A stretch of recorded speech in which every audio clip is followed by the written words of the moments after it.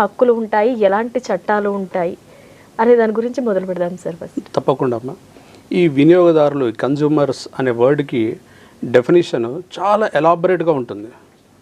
మనం పొద్దున లేచిన దగ్గర నుంచి పాల ప్యాకెట్ కొన్న దగ్గర నుంచి రాత్రి మనం పడుకునేటప్పుడు మనం వేసుకునే ఆల్అవుట్ కానీ గుడ్ నైట్ రీఫిల్ కానీ దాంతో ముగించేంత వరకు పొద్దున లేచిన దగ్గర నుంచి సాయంత్రం వరకు మనం కన్జ్యూమర్. మనం ఎన్నో వస్తువులు కొంటూ ఉంటాము పొద్దున పాల ప్యాకెట్ నుంచి. అవును. సో మనము పెట్రోల్కి వెళ్తాము, డైలీ మనం పెట్రోల్ పోసుకొని తిరుగుతూ ఉంటాము. సో అవి తర్వాత మనం బయట కొనుక్కునే కూరగాయలు కానీ మనం వెళ్ళే సూపర్ మార్కెట్లో తెచ్చుకునే సామాన్లు కానీ అన్నిట్లో కూడా మనం కన్జ్యూమర్ అనేది చాలా ఎలాబరేట్ వర్డ్.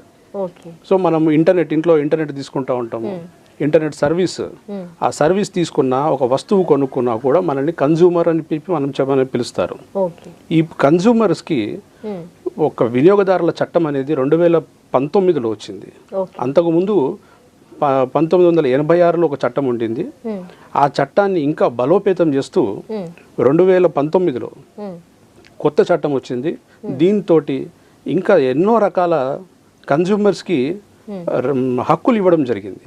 మనం ఈ మధ్యన ఆన్లైన్లో కొంటా ఉన్నాము, అమెజాన్ అని, ఫ్లిప్కార్ట్ అని. మనం దాంట్లో ఎన్నో రకాల వస్తువులు కొంటా ఉన్నాం.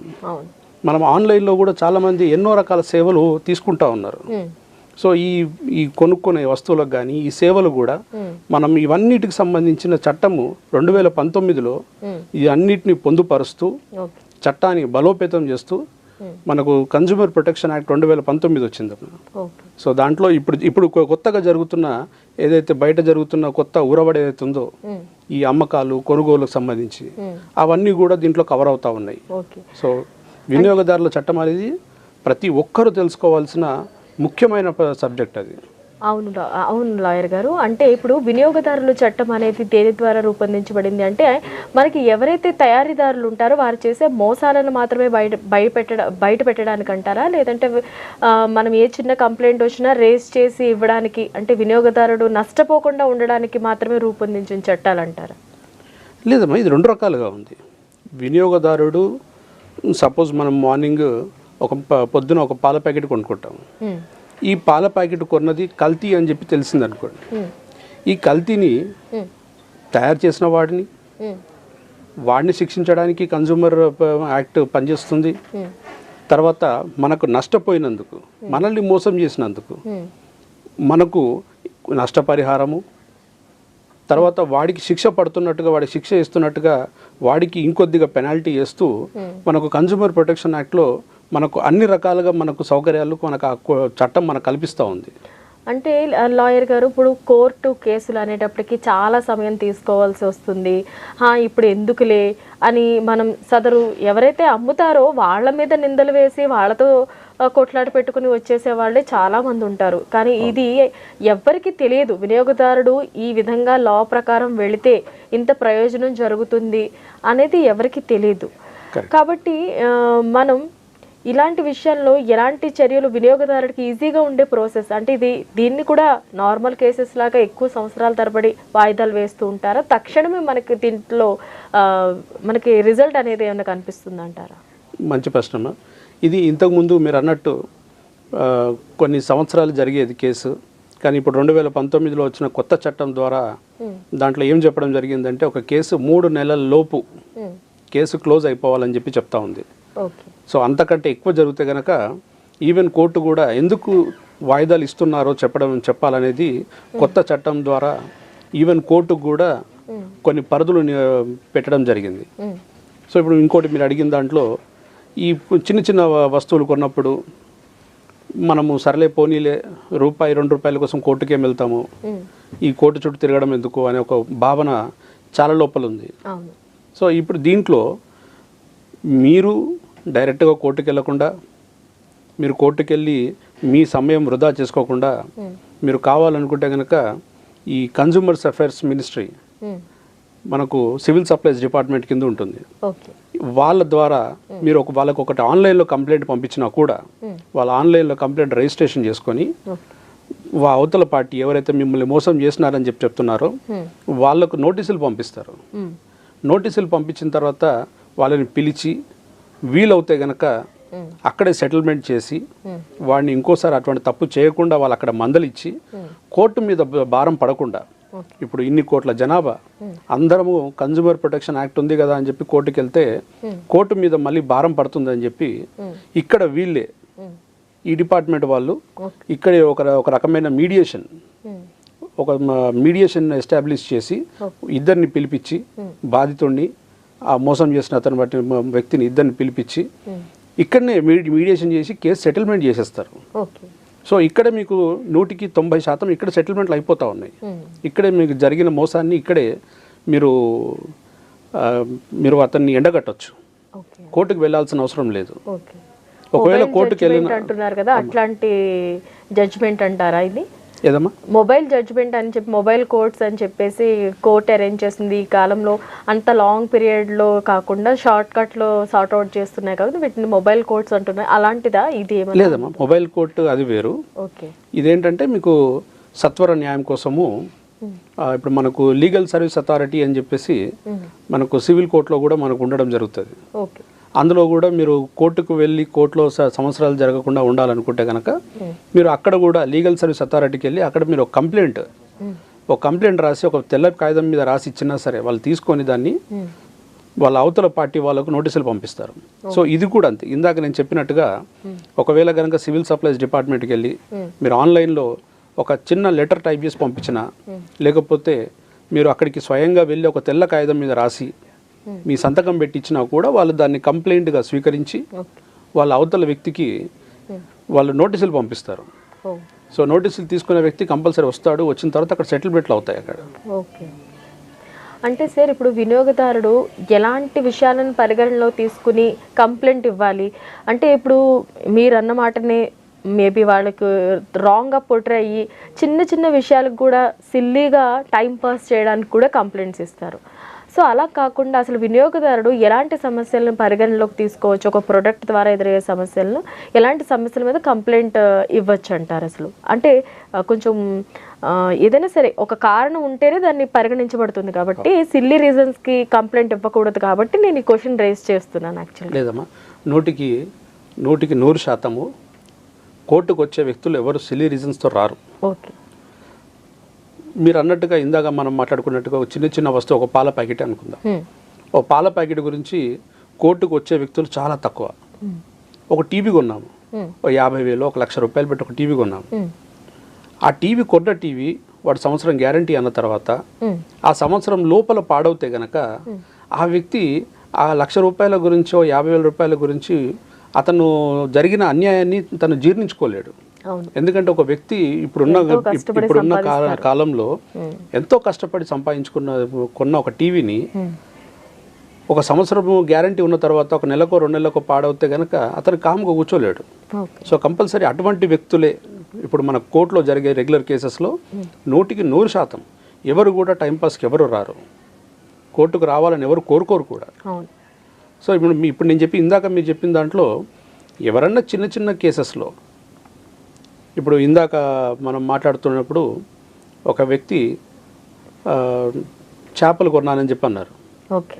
అతను ఒక కిలో చేపలు కొంటే కనుక దాంట్లో ఒక 200 నుంచి 300 గ్రాములు తక్కువ వచ్చిందని చెప్పి అన్నారు.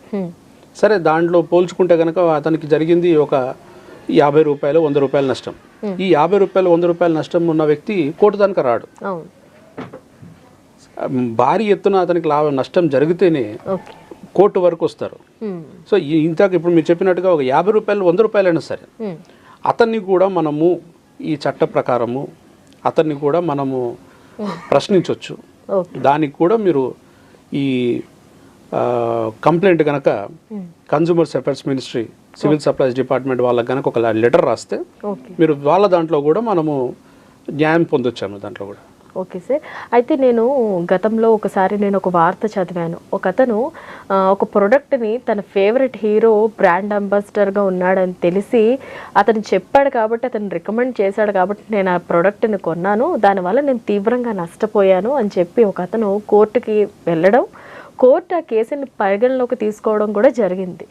అంటే సదరు ప్రోడక్ట్కి వినియోగదారుడికి మధ్యన ఏదైతే పబ్లిసిటీ అనేది ఉందో దాన్ని కూడా ఒక అంటే ఒక తప్పుడు సాక్ష్యం ఇచ్చాడు అన్న విధంలో అతను కేసు ఫైల్ చేయించడం జరిగింది. అలా కూడా జరుగుతుంది అంటారు అసలు? అవునమ్మా. ఇప్పుడు ఇక్కడ ఏంటంటే ఫాల్స్ అడ్వర్టైజ్మెంట్స్ అంటాం దాంట్లో. కన్జ్యూమర్ ప్రొటెక్షన్ యాక్ట్లో ఫాల్స్ అడ్వర్టైజ్మెంట్. ఇప్పుడు నేను వచ్చేసి ఈ పలానా వస్తువు కొనండి చాలా బాగుంటుంది అని చెప్పిన తర్వాత, అరే పలానా వ్యక్తి చెప్పాడే, ఇతను సొసైటీలో ఒక పేరున్న వ్యక్తి, ఇతను చెప్తున్నాడంటే నిజమేనేమో అని చెప్పి దీంట్లో కొంతమంది నష్టపోయే వాళ్ళు 180% మంది ఉంటారు. ఆ టీవీలో వచ్చేసింది పలానా వ్యక్తి చెప్తున్నాడు ఇది చాలా బాగుంటుందట అని. సో దీంట్లో ఈ ఫాల్స్ అడ్వర్టైజ్మెంట్లో ఇచ్చిన వ్యక్తి కంపెనీ, అందులో నటించిన వ్యక్తి కూడా దీంట్లో బాధితుడే.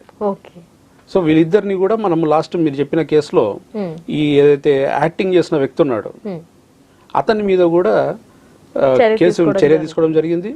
అతను కూడా అడ్వర్టైజ్మెంట్ నుంచి వెనక్కి తగ్గడం జరిగింది. సో దాంట్లో కూడా తీసుకొచ్చాము. తెలుసమ్మా, తెలుసు. అదే నేను యాదృచ్ఛికంగా నేను ఒక కథలో చదివితే ఓహో అంటే బ్రాండ్ అంబాసిడర్ మీద కూడా చర్యలు తీసుకుంటారా, ఇట్లా కూడా ఉంటుందా అనేది నాకే ఆశ్చర్యం వేసింది. అది ఈరోజు సందర్భానుసారంగా మిమ్మల్ని అడగడం జరిగింది. అది ఫాల్స్ అడ్వర్టైజ్మెంట్ కదా అది. అవును, ఫాల్స్ అడ్వర్టైజ్మెంట్. అది అంటే మీరు ఇది జనాలని తప్పుదో పట్టించడం.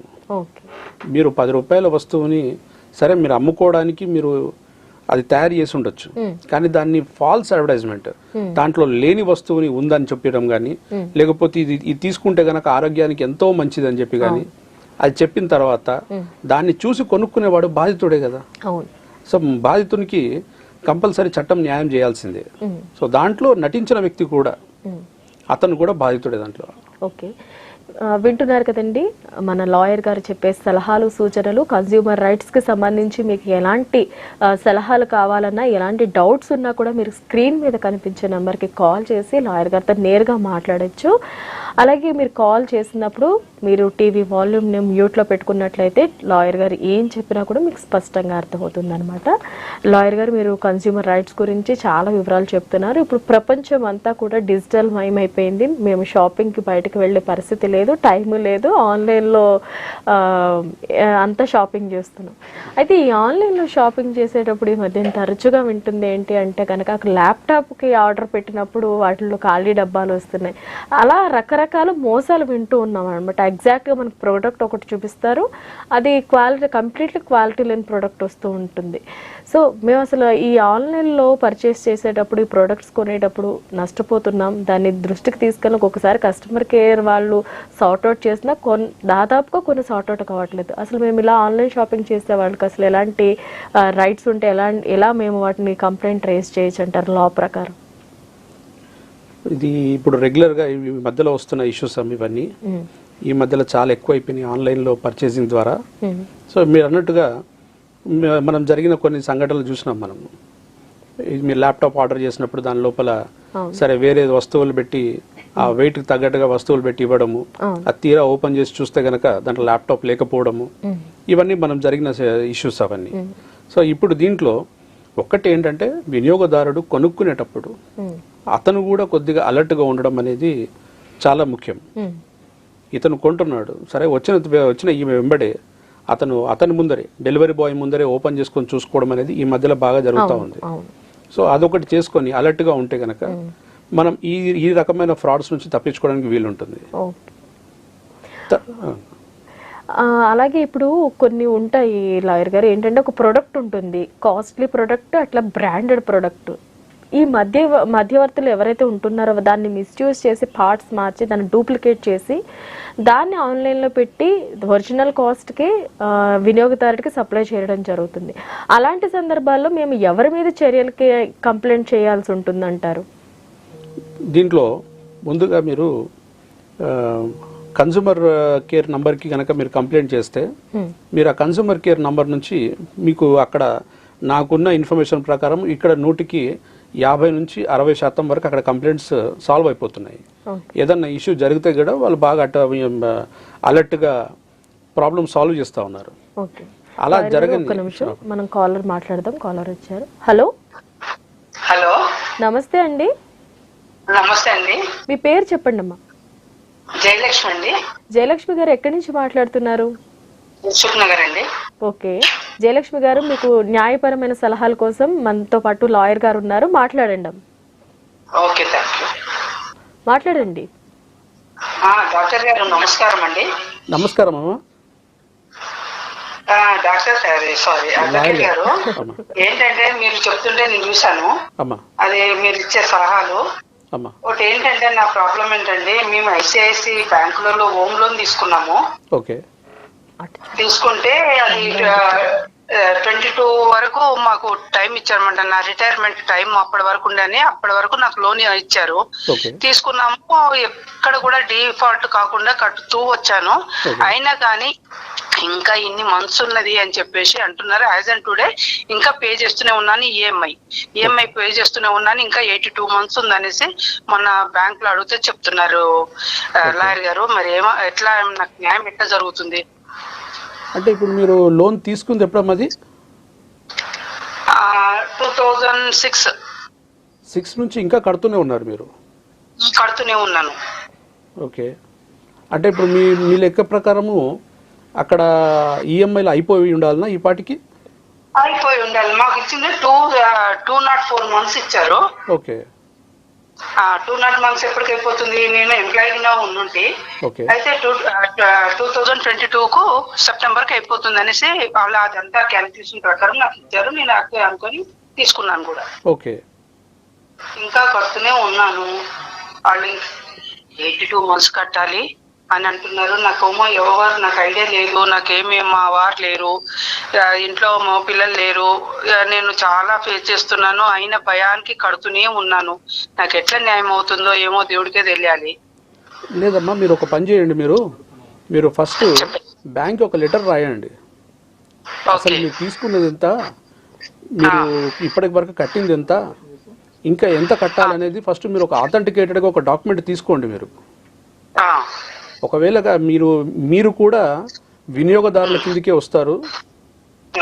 మీరు కావాలంటే కనుక మీకు బ్యాంకు మేనేజర్ ఫస్ట్ ఒక లెటర్ రాసి మీరు ఆయన దగ్గర నుంచి సమాచారం తీసుకొని, మీకు బ్యాంకింగ్ సెక్టర్కి సంబంధించి బ్యాంకింగ్ ఆంబడ్స్మ్యాన్ అని చెప్పి దానికి ఒక మీడియేటర్స్ ఉంటారు. దానికి బ్యాంకింగ్లో జరిగే ఏమన్నా ఇబ్బందులకు సత్వర న్యాయం కోసము మీకు ఆ బ్యాంకింగ్ ఆంబడ్స్మ్యాన్ ఉంటాడు.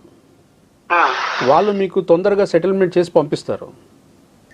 ఒకవేళ అక్కడ జరగలేని పక్షాన మీరు కన్స్యూమర్ కోర్టుకు వచ్చి మీరు ఇక్కడ మీరు న్యాయం కోసం ఫైట్ చేయొచ్చు. నాకు న్యాయం జరుగుతుందంటారా సార్? తప్పకుండా. ఫస్ట్ మీరు చెప్పిన దాంట్లో ఈ పార్టీకి లోన్ అయిపోయి ఉండాలి. అయిపోయింది. ఎప్పుడు అయిపోయింది? సెప్టెంబర్కి అయిపోయింది. 22, 24.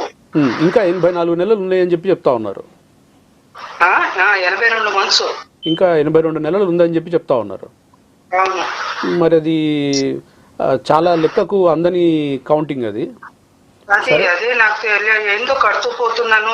ఎవరు అడిగేట వాళ్ళు అడుగుతలేరు, చేస్తలేరు. నేనేందంటే ఎక్కడైనా డిఫాల్ట్ అవుతే మళ్ళీ నా మీద వీళ్ళు ఏదైనా రియాక్షన్ తీసుకుంటారేమో నా భయం.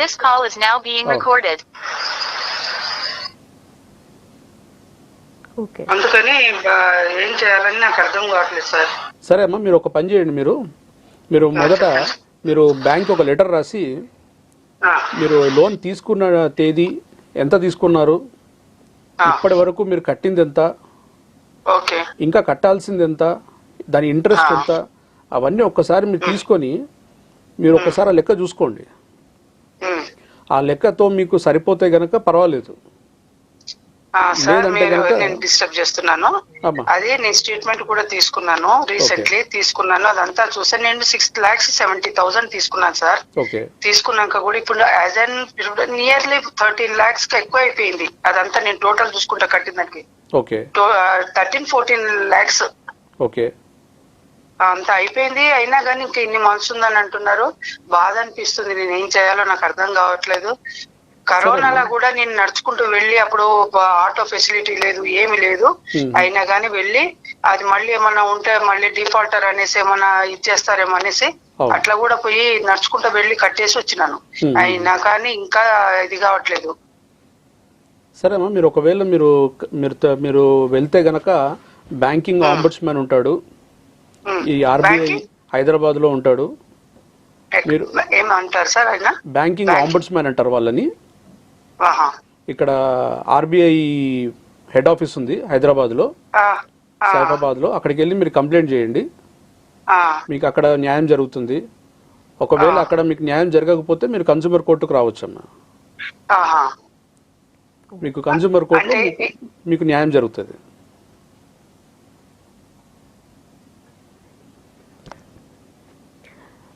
సరే లాయర్ గారు, అంటే ఇప్పుడు ఆవిడ అన్నదనే కాదు, ఇలా బ్యాంకుల వల్ల కూడా చాలా మంది వినియోగదారులు లెక్కలేనంత డబ్బుని నష్టపోతూ ఉంటారు.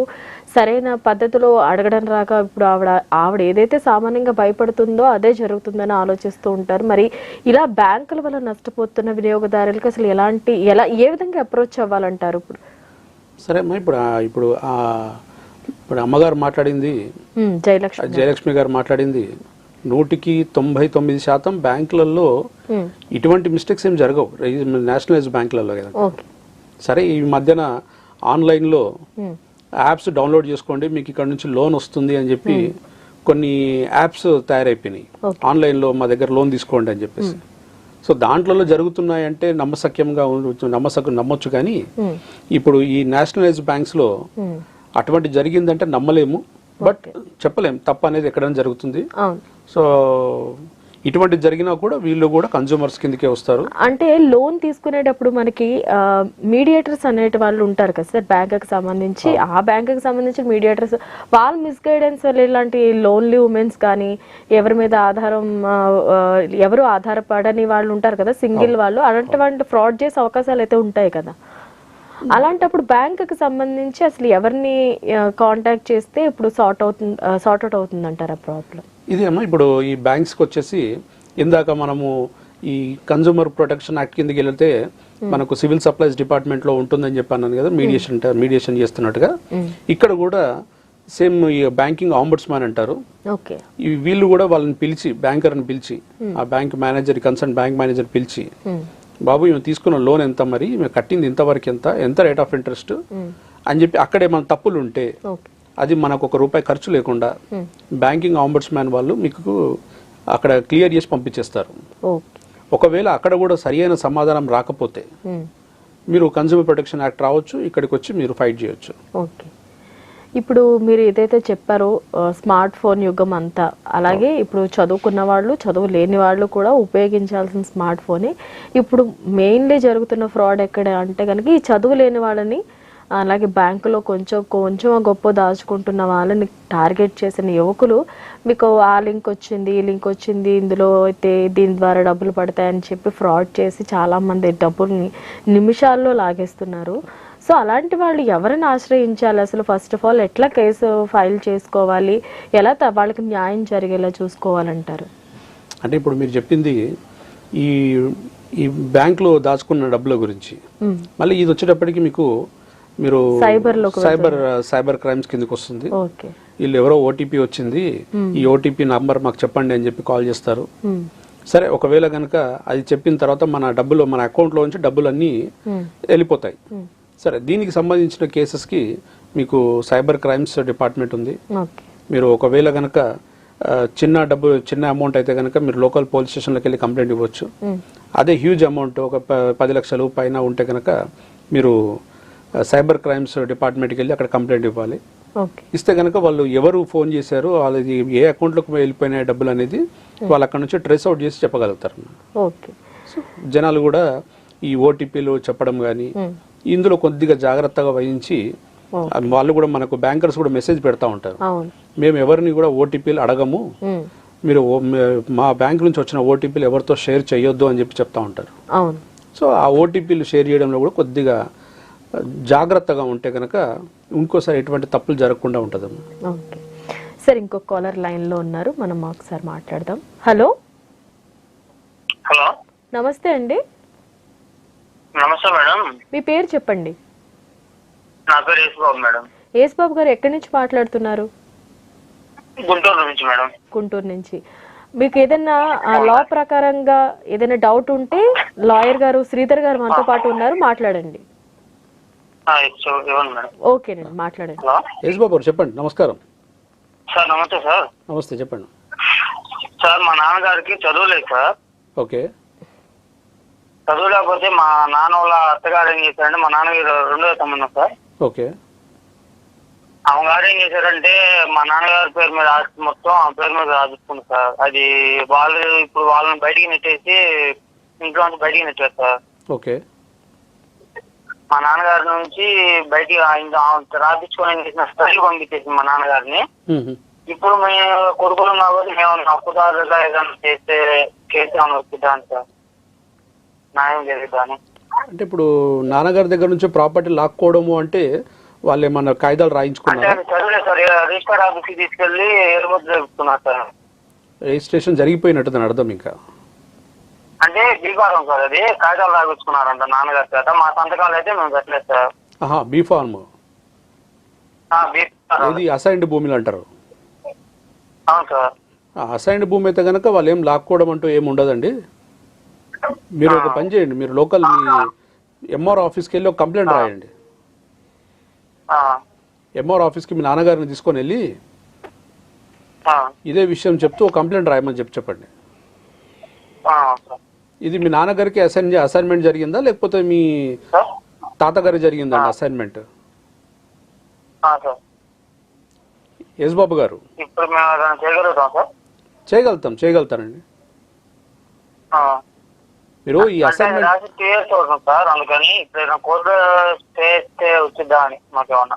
లేదండి, మీరు మొదట ఇది మీ తాతగారికి అసైన్మెంట్ జరిగిందా మీ తండ్రికి అసైన్మెంట్ జరిగిందా? మా తండ్రి గారి దగ్గర నుంచి జరిగింది సార్. ఇది మీ తండ్రి గారికి గవర్నమెంట్ ఇవ్వడం జరిగింది. గవర్నమెంట్ ఇచ్చిందా భూమి ఇది? అవును సార్, గవర్నమెంట్ వేరే వాళ్ళకి ఇచ్చారు. వేరే వాళ్ళ గురించి మేము కొనుక్కున్నాం సార్. అది మీరు పేదవాళ్ళ దగ్గర నుంచి మీరు కొనుక్కున్నారు? మేము కొనుక్కున్నాం. మా నాన్నగారి దగ్గర నుంచి మా నాన్న వాళ్ళ అత్తగారు రాయించుకున్నారు. దేని వల్ల రాయించారు అనేది కూడా సమాధానం ఉంది సార్. ఆయనకి చదువు లేదు. Okay okay. ఎంత ఉంటుంది వయసు? ఎంత ఉంటుంది వయసు? ఎంత ఉంటుంది? ఆయనకి 40 పైన ఉంటుంది సార్, 50 దాకా ఉంటుంది. సరే, మీరు తహసీల్దార్ ఆఫీస్కి వెళ్ళి ఎంఆర్ ఆఫీస్కి వెళ్ళి కంప్లైంట్ రాయండి. ఫస్ట్ ఒక కంప్లైంట్ రాశారు. ఎంతవరకు ఏమైనా కంప్లైంట్ చేశారా చేయలేదా? చేయలేదు సార్. ఎంతవరకు మాకు సింపుల్ గా సార్, నాకు తెలియదు. 4 years బ్యాక్ నాకు అప్పుడే మ్యారేజ్ అయింది. మేము పట్టించుకోలేదు సార్. ఇప్పుడు బయటికి నెట్టేసరికి మాకు ఇప్పుడు ఏదైనా వాయనకి ఉంటుందని చెప్పి మేము కోర్టు ద్వారా ఏదైనా వెళ్తే న్యాయం జరిగిద్దని అడుగుతున్నాం సార్. తప్పకుండా న్యాయం జరుగుతుంది. ఫస్ట్ మీరు ఒక కంప్లైంట్ రాయండి ఎంఆర్ఓ గారికి. జరిగింది చెప్తూ ఎంఆర్ఓ గారికి ఒక లెటర్ రాయండి, కంప్లైంట్ రాయండి. వాళ్ళు చర్య తీసుకుంటారు. వాళ్ళు చర్య తీసుకోకపోతే కనుక మీరు కోర్టుకు రావచ్చు. జరుగుతుంది, న్యాయం జరుగుతుంది. అది ఇప్పుడు మేము ఏదైనా చేస్తే మళ్ళీ మాకు ఏదైనా రియాక్ట్ అవుతారేమో అని దానికోసం. ఇంకా న్యాయం కోసం స్టెప్ తీసుకోవాలి, తప్పదు కదా. అదే సార్, దానికోసం నేను కంప్లైంట్ ఇవ్వచ్చు. అంటే వాళ్ళ అబ్బాయిని మీ నాన్నగారితో ఇప్పించండి. మా నాన్నగారితో మీ నాన్నగారితో ఇప్పించండి. ఆయనతో కంప్లైంట్ ఇప్పించండి. ఓకే అండి. ఓకే లాయర్ గారు, ఇంకా కన్జ్యూమర్ రైట్స్ గురించి మరిన్ని విషయాలు తెలుసుకుందాం. మన కార్యక్రమం చిన్న విరామం తీసుకుందాం. న్యాయ సలహాలు కార్యక్రమంలో ఇప్పుడు చిన్న విరామం.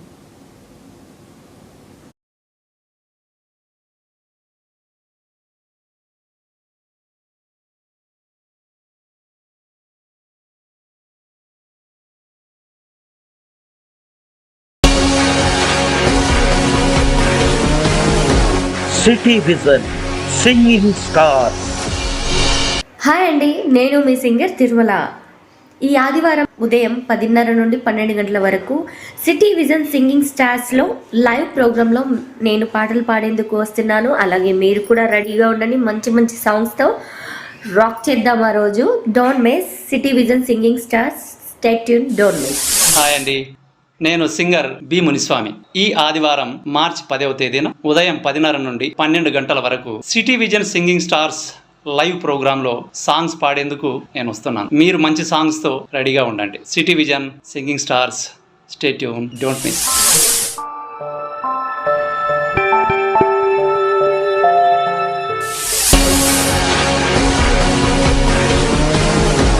City vision singing star.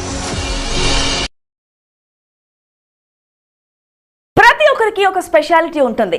ఆ రోజు జన్మించిన సెలబ్రిటీస్ ఎవరో కూడా తెలుసుకునే ప్రోగ్రామే బెస్ట్ ఆఫ్ ద డే. చాలా మంది హీరోయిన్స్ గ్లామర్ పాత్రలకే ప్రాధాన్యం ఇవ్వకుండా చాలా మందే ఉన్నారు మన టాలీవుడ్ ఇండస్ట్రీలో. అలాంటి సరికొత్త ప్రోగ్రామే ఈ టాలీవుడ్ బుట్టబొమ్మ. అలాంటి ట్రెండింగ్ సినిమాల వైపు మనము ఒక లుక్ వేస్తే ట్రెండ్ సెట్ మూవీస్ అవుతాయి. సినిమా అంటేనే పాలిటిక్స్. ప్రతి వ్యక్తి మరొక వ్యక్తితో పాలిటిక్స్ ప్లే చేస్తూనే ఉంటారు. కానీ సినిమాలో పాలిటిక్స్ అంటే ఏంటో ఈ ప్రోగ్రామ్ ద్వారా మనం తెలుసుకుందాం. హీరోని రియల్ గా చూసి ఆ హీరో అవ్వాలని అనుకుంటాం మనందరం. అతనిలోని ఇన్స్పైరింగ్ డైలాగ్స్ ఏమిటో ఇన్స్పిరేషనల్ స్టార్ ప్రోగ్రామ్ శనివారం రోజు సిటీ విజన్ మీకు అందిస్తోంది. మధ్యాహ్నం 3 గంటల నుంచి 4 గంటల వరకు న్యాయ సలహాలతో లైవ్ షోలో క్రీడలు, క్రీడాకారులు, ఆటలు ఇలా చాలా రకరకాల గేమ్స్ ఆడుతూనే ఉంటాం. ఎలా తమ పర్సనల్ ప్రొఫెషనల్ లైఫ్ ని లీడ్ చేస్తారో తెలియాలంటే చూడాల్సిందే ఆటగాళ్ల ప్రోగ్రామ్ ని. అలాంటి ప్రతి ఒక్క top most super hit songs ని మనం కూడా వినిద్దాం. సుస్వరాల వీణ. ప్రతి హీరో అలాగే హీరోయిన్స్ రియాలిటీ షోలో రియల్ స్టార్ ఆనాటి మధుర జ్ఞాపకాలు, మధుర స్మృతులను నెమరు వేసుకుంటూ మరుపురాని జ్ఞాపకాలు చూసేద్దాం.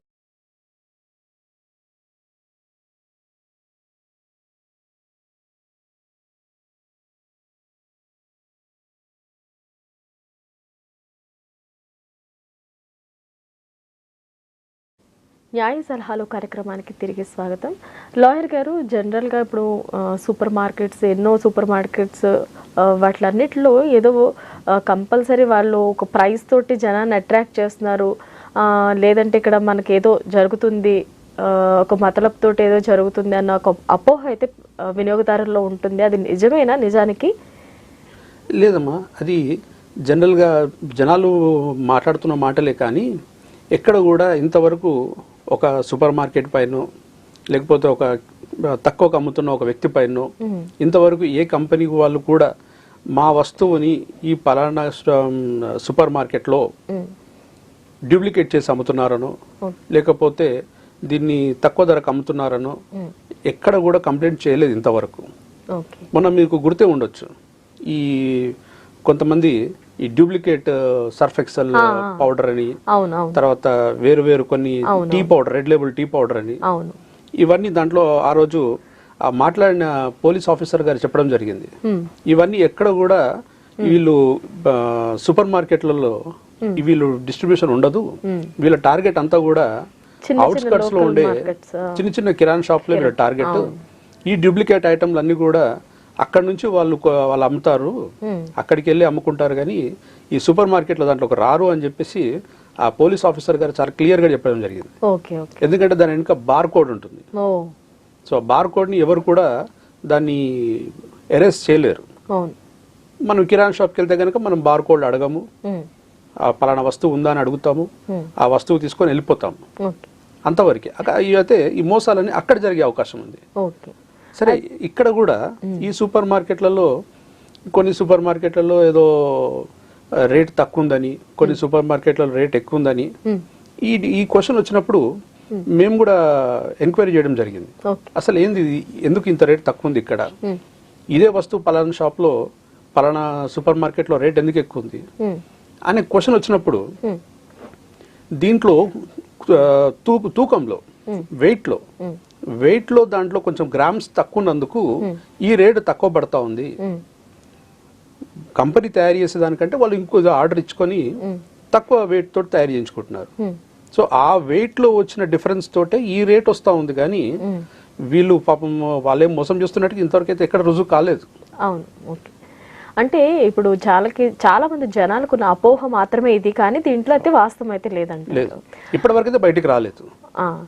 అయితే ఈ చిన్న చిన్న కిరాణా షాపుల్లో ఎవరైతే గల్లీల్లో మనం చదువుకోరు కాబట్టి అంత అబ్జర్వ్ చేయరు వాళ్ళు.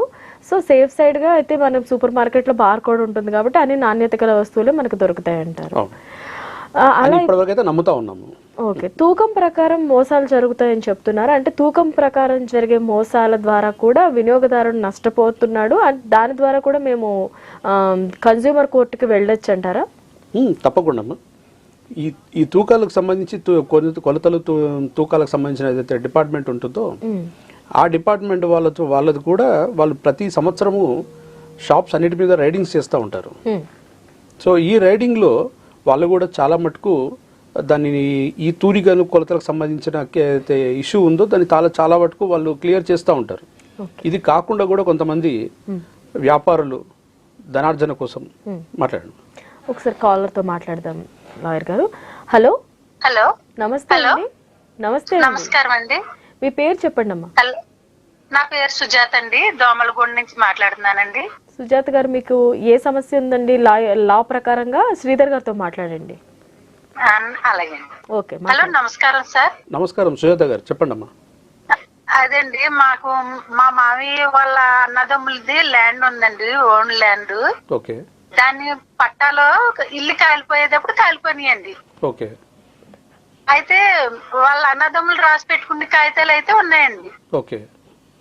ఇప్పుడు ఆ కాగితాలు ఒరిజినల్ కాగితాలు రావాలని పెట్టుకోవాలంటే ఎవరిని అడిగినా డబ్బులు పెట్టమంటున్నారు తప్పండి, గ్యారంటీస్ చెప్పట్లేదండి.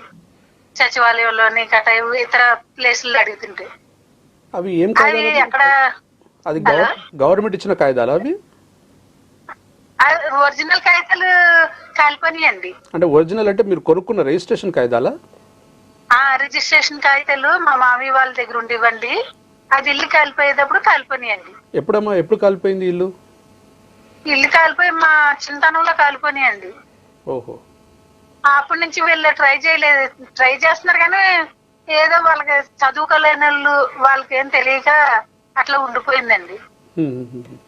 వాళ్ళ అన్నదమ్ములు రాసుకునే కాగితాలు అయితే ఉన్నాయండి, మీకింత మాకింత అన్న కాగితాలు.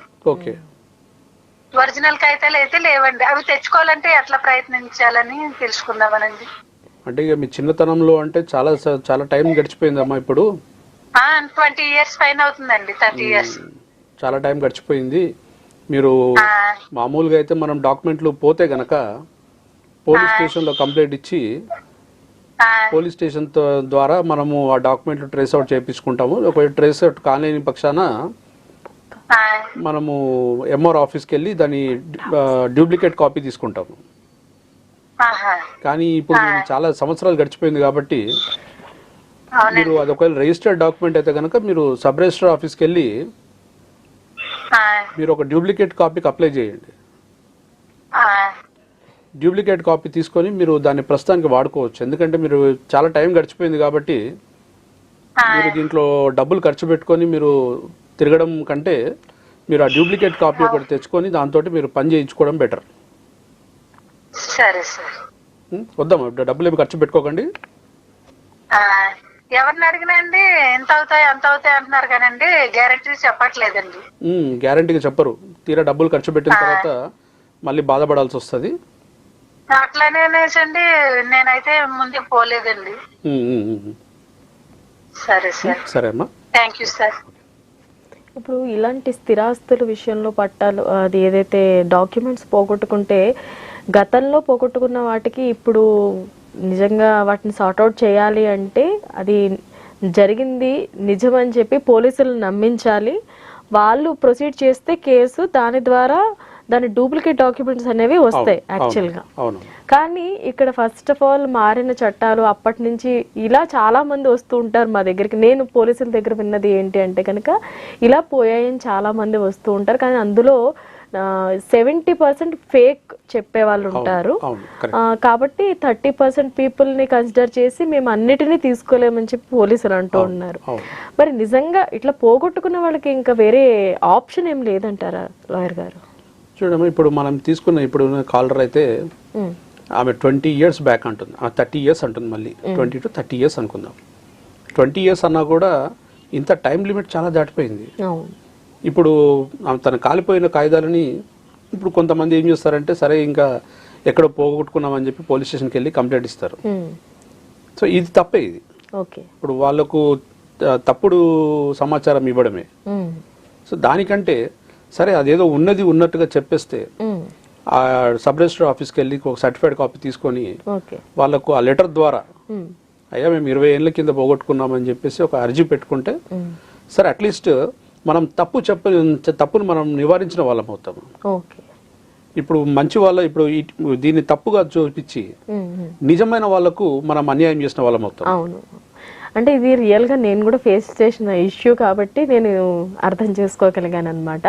అలాగే ఇందాక మీరు చెప్తున్నారు లాయర్ గారు, తూకం విషయంలో చిన్న చిన్న ఫ్రాడ్స్ జరుగుతూ ఉంటాయి, దాన్ని పట్టుకుని రేట్ తగ్గించడం జరుగుతుంది అని చెప్పేసి అంటున్నారు.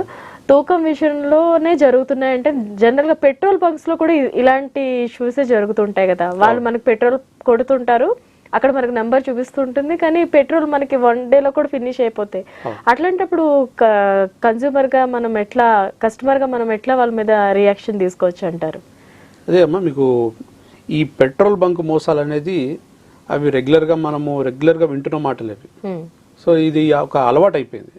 అంటే ఆ మధ్యన మీరు చూసే ఉంటారు, ఈ వెయిట్స్ అండ్ మెషర్స్ డిపార్ట్మెంట్ వాళ్ళు రైడింగ్ చేయడము, కొన్ని పెట్రోల్ బంక్లో వాళ్ళు ఏదో మెషిన్లో ఏదో చిప్ పెట్టినారు, అది పెట్టడం వల్ల వాళ్ళు పెట్రోల్ పోసే టైంలోనే ఆ లీటర్ పడాల్సిన దగ్గర ఒక 10 ml లేకపోతే 20 ml తక్కువ వస్తుందని చెప్పేసి వాళ్ళు ఒక చిప్ ని తీయడం జరిగింది.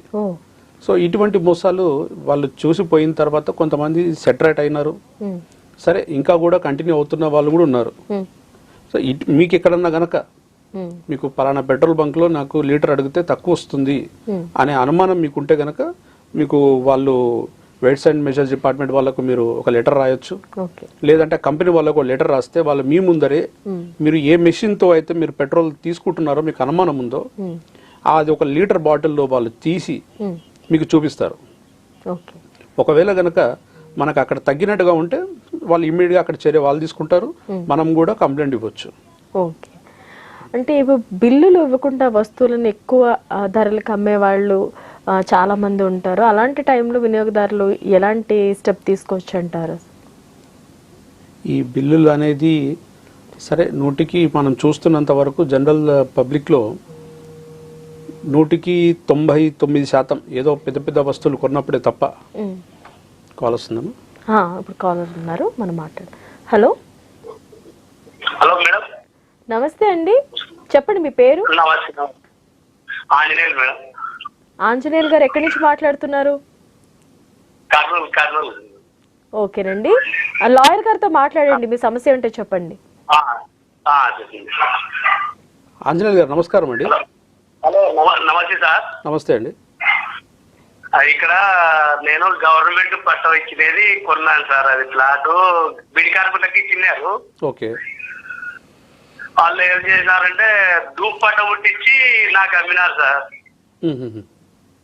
ఏజెంట్. ఓకే, అంటే డూప్లికేట్. అది ఏమైందంటే 6 నెలల తర్వాత నాకు తెలిసింది అది డూప్ పట్టం, ఒరిజినల్ పట్టంలో వచ్చి చేసినారు సార్, నాకు ఆపేసినారు. ఓకే, అంటే ఇప్పుడు మీకు రిజిస్ట్రేషన్ చేశారా చేయలేదా? అది రిజిస్టర్ కావాలంట సార్, రిజిస్టర్ కావు. తర్వాత నేను స్పందనలో పెట్టినాను.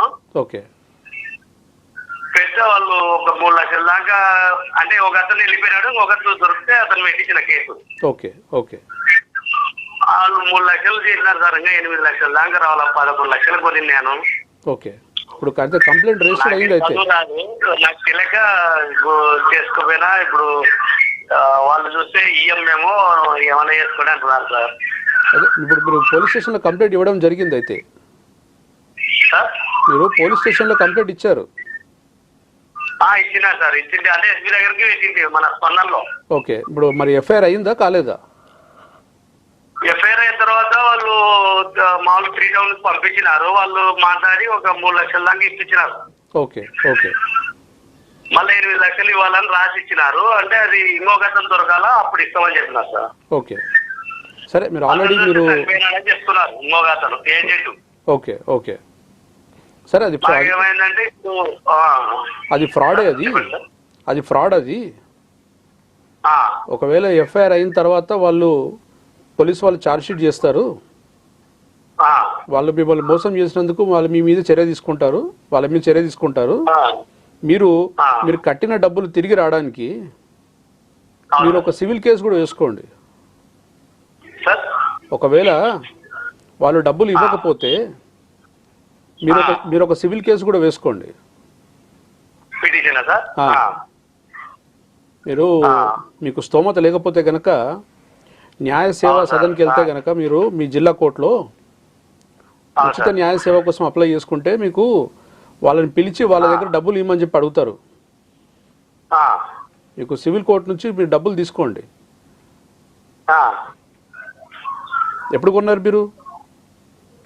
సార్ కొన్ని ఇప్పుడు 3 సంవత్సరాలు అవుతుంది సార్. ఇప్పుడు అమౌంట్ ఇచ్చి కూడా నాకు 3 సంవత్సరం అయిపోయింది, 14 నెలలు అయింది. మరి ఏమైనా వేరే కాగితం ఏమైనా రాసిచ్చారా లేదా? మరి రాసిచ్చినారు. 8 లక్షలు ఇవ్వాలా, ఇంకొక అర్థం దొరికిన తర్వాత మాట్లాడతామని రాసిచ్చినారు. మరి అతను దొరికేంత వరకు మీ డబ్బులు రావా? ఒప్పుకున్నా సార్, మళ్ళా తర్వాత మాట్లాడదాం అంటే 3 లక్షలు ఇచ్చిన తర్వాత మళ్ళీ ఎస్పీ దగ్గరికి పోయింది సార్. ఓకే. హలో, చెప్పండి. పోయింటే అతను చచ్చిపోతే ఎట్లా, మీరు మళ్ళా పెడితే ఇంకా మేము ఇప్పించినాం 3 లక్షల కాడికి, ఇంకా మీ ఇష్టం అని వేసినాడు ఎస్పీ. సరే, మీరు అతను చేసే వరకు అతను మీకు సాయం చేశాడు అతను. అవును సార్. మీరు ఒక పని చేయండి, మీరు సివిల్ కోర్టుకు వచ్చి మీరు మీ దగ్గర ఉన్న కాగితాలతోటి మీరు ఒక సివిల్ కేసు కూడా వేసుకోండి. వాళ్ళ దగ్గర ఉన్న డబ్బులు ఇప్పిస్తారు. Okay sir. సివిల్ కేసు వేసుకోండి. సివిల్ కోర్టుకి వెళ్ళండి. మీకు ఒకవేళ స్తోమత లేకపోతే కనుక నిలబడుతుంది సార్ అది. చూడండి, మీరు ఒక లాయర్ని కనుక్కుంటే కనుక టైం లిమిట్ 3 సంవత్సరాల టైం ఉంటుంది. 3 సంవత్సరాల టైం ఉందా లేదా ఫస్ట్ అది చూసుకోండి. 3 సంవత్సరాలు దాటిందా లేదా చూసుకొని ఆ మిగతా కాయిదాల ద్వారా మీరు కేసు వేసుకోండి. అది 2001లో రాసిచ్చిండే సార్ నాకు. అది 2021 2001 2021లో కొన్నాను. ఓకే. నెల చెప్పగలుగుతారా? నెల ఆగస్టు సార్, ఆగస్టు 9వ తేదీ 2021 ఆగస్టు 9వ తేదీ. అంటే మీకు ఇంకా టైం లిమిట్లో ఉన్నారు మీరు. అవును సార్. మీరు ఇంకా టైం లిమిట్లో ఉన్నారు. మీరు ఒక లాయర్ గారిని పట్టుకొని మీరు ఆయన ద్వారా ఒక లీగల్ నోటీస్ పంపించి సివిల్ కేసు వేసుకోండి. Okay sir. సరే, thank you sir. Okay. Thank you sir. Thank you. ఓకేనండి. న్యాయపరంగా మీరు ఎలాంటి సలహాలు తీసుకోవాలనుకున్నా కింద స్క్రీన్ మీద కనిపిస్తున్న నెంబర్లకి కాల్ చేయండి. మీకు లాయర్ గారు ఇక్కడే వెంటనే సమస్యకు పరిష్కారం చెప్తారు. సో లాయర్ గారు, ఇప్పుడు మనం కన్స్యూమర్ రైట్స్ని ఏదైతే మన ఒక ప్రొడక్ట్ మీద కంప్లైంట్ చేయాలి అనుకున్నప్పుడు అది ఎంత టైం తీసుకుంటుందో మనకు సొల్యూషన్ దొరికేటప్పుడు, అండ్ నార్మల్ కేసు లాగా దీనికి ఏమైనా డబ్బులు ఖర్చు పెట్టాల్సి ఉంటుందా? ఇప్పుడు మీకు చెప్పినట్టుగా ఈ 2019 కన్స్యూమర్ ప్రొటెక్షన్ యాక్ట్ని బలోపేతం చేస్తూ 2019లో వచ్చిన దాంట్లో మీకు ఈ చిన్న ఇందాక మనం మాట్లాడుకున్నట్టుగా ఈ 1,00,000 2 లక్షలు ఈ కేసెస్ ఎక్కువ ఉంటాయి. కాబట్టి ఈ చిన్న బాధితులకు ఊరట కోసం 5 లక్షల వరకు కోర్టు ఫీజు లేదు. 5 లక్షల వరకు ఏదైతే మనం కన్స్యూమర్ ప్రొటెక్షన్ యాక్ట్ కింద కేసులు వేస్తామో దానికి కోర్టు ఫీజు లేదు. సో 5 లక్షల వరకు ప్రతి ఒక్కరూ ఫ్రీగా కన్స్యూమర్ ప్రొటెక్షన్ యాక్ట్లో ఫోరంకి వచ్చి మనం కంప్లైంట్స్ ఫైల్ చేయొచ్చు. మీకు ఇంతకుముందు చెప్పినట్టుగా కాదు, ఇంకా చిన్న అమౌంట్ మేము కోర్టుకు వస్తే లాయర్ ఖర్చులు ఇవన్నీ మేము కోర్టు చుట్టూ తిరగలేము అనుకుంటే మీరు మన సివిల్ సప్లైస్ డిపార్ట్మెంట్లో అక్కడ మనం ఒక కంప్లైంట్ రాసి పెట్టొచ్చు, ఆన్లైన్లో కూడా పంపించవచ్చు. ఓకే. అయితే బాధితులకి తొందరగానే న్యాయం జరుగుతుందంటారు ఈ ప్రాసెస్లో? అవునమ్మా. ఎవరిని సంప్రదించాలి? ఒకవేళ ఆన్లైన్లో కంప్లైంట్ రేస్ చేయాలి అనుకుంటే కనుక ఎలా కంప్లైంట్ చేయాలి అంటారు? సివిల్ సప్లైస్ డిపార్ట్మెంట్లో మీకు కన్స్యూమర్ ప్రొటెక్షన్ యాక్ట్ కింద మీకు ఒక మెయిల్ ఐడి ఇవ్వడం జరిగింది. ఆ మెయిల్ ఐడికి మనం కంప్లైంట్ చేస్తే కనుక వాళ్ళు పర్వాలేదు, కాలర్తో మాట్లాడతామండి. హలో, నమస్తే అండి. ఎవరు మాట్లాడుతున్నారు? వరంగల్ మేడం. వరంగల్ విజయ్ కుమార్. చెప్పండి, ఏం అడగాలనుకుంటున్నారు? లాయర్ గారిని అడగండి, ఇక్కడే ఉన్నారు. ఒకసారి మాట్లాడండి. నమస్కారం విజయ్ కుమార్ గారు. సార్ నమస్కారం సార్. నమస్కారం అండి. సార్ ఇది మాది వరంగల్ జిల్లా సార్. చెప్పండి సార్. నమస్కారం సార్. నమస్కారం అండి, చెప్పండి సార్. మేము 92ల ఇంటి నంబర్ మీద ఇల్లు కొనుక్కున్నాం సార్. ఓకే సార్, ఒక ఇల్లు గురించి సార్. ఓకే, చెప్పండి. విజయ్ కుమార్ గారు, మీరు టీవీని చూడొద్దు. ఇల్లు కొనుక్కున్నాం సార్. ఓకే. ఆ ఇల్లు కొనుక్కున్నాను, ఒక 90 నంబర్ పేరున మార్పిడి చేపించుకొని ట్యాక్స్ కట్టుకుని ఉన్నా సార్ 92 నుంచి. ఓకే. దాని మీద కబ్జా మీద ఉన్నా సార్. ఓకే. కబ్జా మీద ఉన్నా, మళ్ళీ దాని ఇంటికి అది ఒక పెద్ద బావి పొందా సార్. ఓకే. ఆ బావి పొందాకి కొన్నాక 20 సంవత్సరాలకు కూర్పు స్టార్ట్ చేసింది సార్. ఓకే. కూర్పు జాగ్రత్త అది కూడా వాళ్ళ పక్క వాళ్ళని అడిగినాం సార్. ఓకే. వద్ద అంటే కూడా వాళ్ళు అమ్మేటోళ్ళు అడిగిన సార్. అడిగితే మేము కొనము అన్నాక వాళ్ళ ముందటనే కొలుసుకున్నా కాగితం రాపించుకున్నా 50 రూపాయల స్టాంప్ తెప్పించి రాపించుకున్నా. మళ్ళా కొన్నాక 2008లో 50 రూపాయల స్టాంప్ తెప్పించి రాపిస్తున్నా సార్ ఇంటర్ ప్లేస్ కి. రాపించిన 2009లో వాళ్ళు పంచాయతీ కూడా కూర్చోబెట్టించింది సార్. అగ్రిమెంట్ కూడా అయిపోయింది సార్. అయిపోయినాక 2092 ఒకటి ఉన్నది, 2008 నోటరీ కాలేదు సార్. అది అమ్మ పేరు ఉన్నది, ఇంటి నాకు పేరు ఉన్నది సార్. అది గిఫ్ట్ రిజిస్టర్ కూడా చేపించుకున్నాను సార్ 2013లో. 2013లో గిఫ్ట్ రిజిస్టర్ చేసుకొని 2017లో కూడా లోన్ కూడా తీసుకున్నా సార్. ఆ ప్లేస్ లో కూడా లాట్రిన్ బాత్రూమ్ కట్టుకున్నా సార్. వాళ్ళు నా పక్కలే సార్. వాళ్ళకు ఏదో దొంగ కాయలు పెట్టి నా మీద కేసు పెడుతున్నారు సార్. అంటే కేసు పెట్టడం అంటే సివిల్ కేసా క్రిమినల్ కేసు పెడుతున్నారా? Civil case sir. Civil case పెట్టినారు. పెట్టింది సార్. కానీ కబ్జాలు అయితే మీరే ఉన్నారు. కబ్జాలో ఉన్నా సార్, నేనే మొత్తం కబ్జాలో ఉన్నా నేను. ఓకే. దాంట్లో ఇప్పుడు మీరు కొన్న దాంట్లో మీరు బాత్రూమ్ మీద కట్టుకున్నా అని చెప్పి చెప్తున్నారు. అవును సార్, కట్టుకున్నా సార్. కట్టుకున్నా పక్కకే సార్ మన వాళ్ళు కేసు పెట్టిన వాళ్ళు కూడా. ఓకే, సరే అండి. మీరు కబ్జాలో ఉన్నారు కాబట్టి సరే, మీ దగ్గర డాక్యుమెంట్ లేనందుకు బహుశా వాళ్ళు ఆ రకంగా చేస్తున్నట్టున్నారు. రిజిస్టర్డ్ డాక్యుమెంట్ లేనందుకు అదే వాళ్ళు నోటరీ రాసిచ్చారు. మీరు తర్వాత మీ అమ్మ ద్వారా మీరు గిఫ్ట్ చేయించుకున్నారు. వాళ్ళ దగ్గర నుంచి డాక్యుమెంట్ లేదు అనే ఒక ధైర్యంతో వాళ్ళు మిమ్మల్ని ఇబ్బంది పెడతా ఉన్నట్టున్నారు. సరే, ఒకవేళ కనుక మీ దగ్గర ఈ డాక్యుమెంట్ ఉంది కాబట్టి మీరు కూడా వాళ్ళని ప్రతిఘటించి మీరు కూడా ఒక క్రిమినల్ కేసు పెట్టండి వాళ్ళ పైన.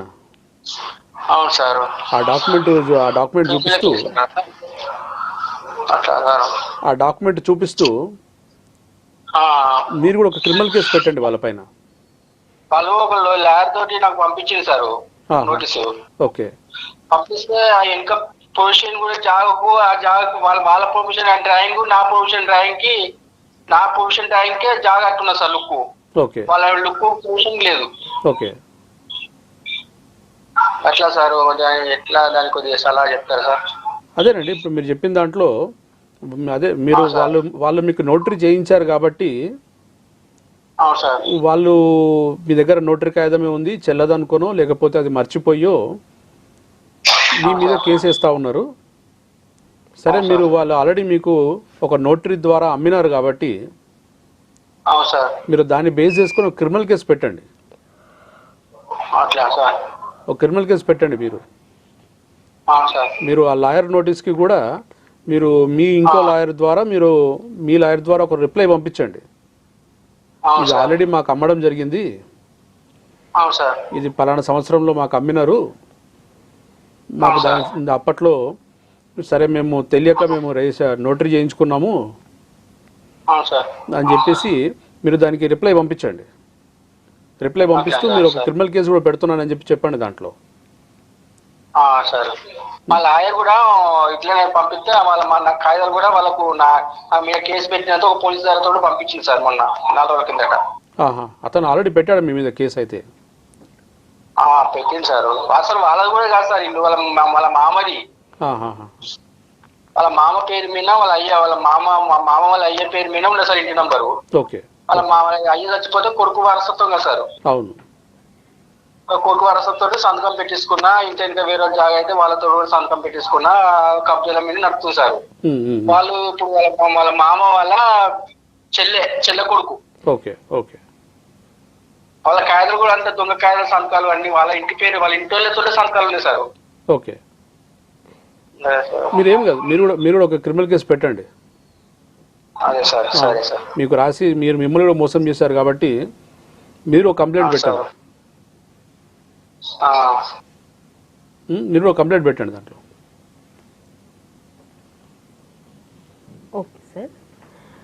Okay sir. ఈ కన్జ్యూమర్స్ మనకి ప్రజల్లో చాలా అవగాహన తక్కువ.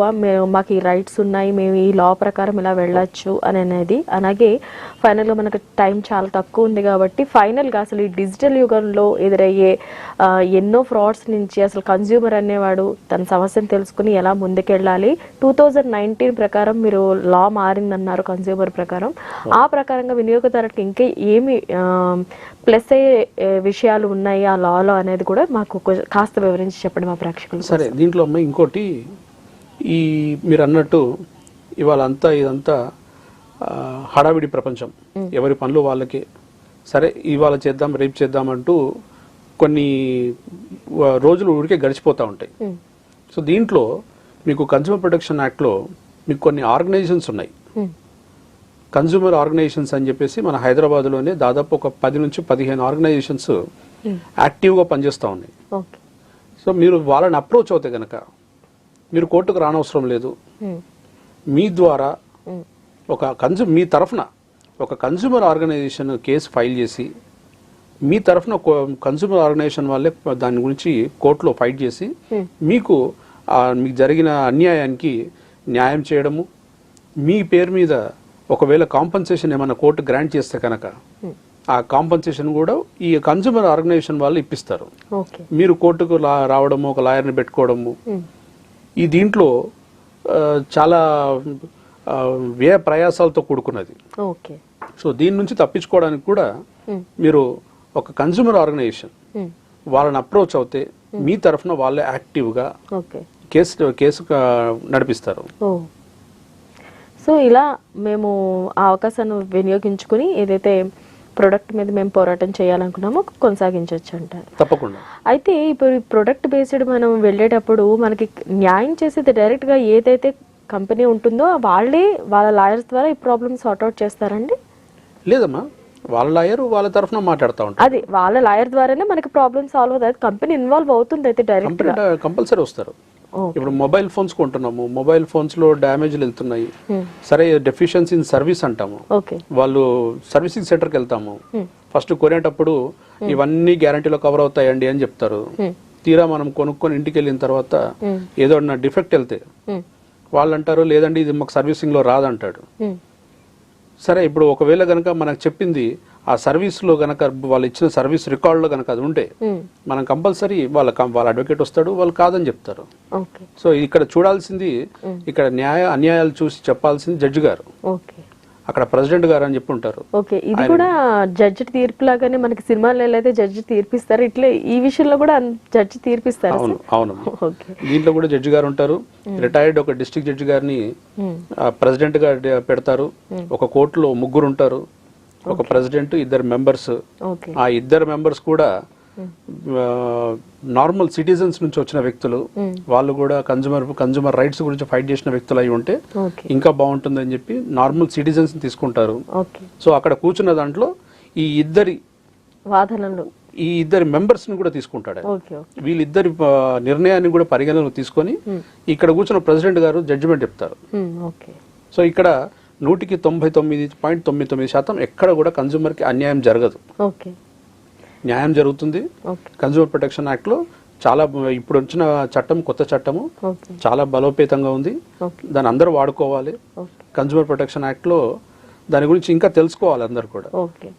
చాలా చక్కగా చెప్పారు లాయర్ గారు. అంటే కన్స్యూమర్ ప్రొటెక్షన్ లాలో ఎలాంటి విషయాలను మనం కేసు ఫైల్ చేయొచ్చు, ఎంతవరకు అమౌంట్ ఉంటే ఏ విధంగా ప్రొసీడ్ అవ్వాలి, ఇలాంటి చాలా మంచి విషయాలను ఈరోజు లాయర్ గారి ద్వారా మనం తెలుసుకున్నాం. అలాగే మీరు కూడా మరింత ఇన్ఫర్మేషన్ని ఈ కార్యక్రమంలో తెలుసుకున్నారని మనస్ఫూర్తిగా కోరుకుంటున్నాం. చాలా చక్కటి ఇన్ఫర్మేషన్ ఇచ్చారు లాయర్ గారు, చాలా థ్యాంక్స్ అండి. ధన్యవాదాలు. న్యాయ సలహాలు కార్యక్రమం మరొకసారి మళ్ళీ కలుద్దాం. ఇప్పటితో ఈ కార్యక్రమం సమాప్తం.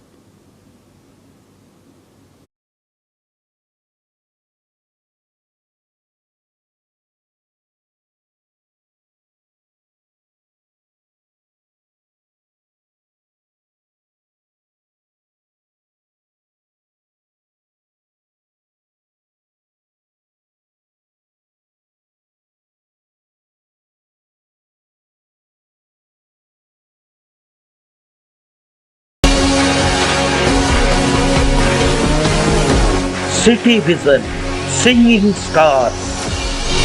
హాయ్ అండి, నేను మీ సింగర్ తిరుమల. ఈ ఆదివారం ఉదయం 10:30 నుండి 12 గంటల వరకు సిటీ విజన్ సింగింగ్ స్టార్స్లో లైవ్ ప్రోగ్రాంలో నేను పాటలు పాడేందుకు వస్తున్నాను. అలాగే మీరు కూడా రెడీగా ఉండండి. మంచి మంచి సాంగ్స్తో రాక్ చేద్దాం ఆ రోజు. Don't miss city vision singing stars. Stay tune, don't miss. Hi అండి, నేను సింగర్ బి మునిస్వామి. ఈ ఆదివారం మార్చి 10వ తేదీన ఉదయం 10:30 నుండి 12 గంటల వరకు city vision singing stars live ప్రోగ్రాంలో సాంగ్స్ పాడేందుకు నేను వస్తున్నాను. మీరు మంచి సాంగ్స్తో రెడీగా ఉండండి. City vision singing stars. Stay tune, don't miss.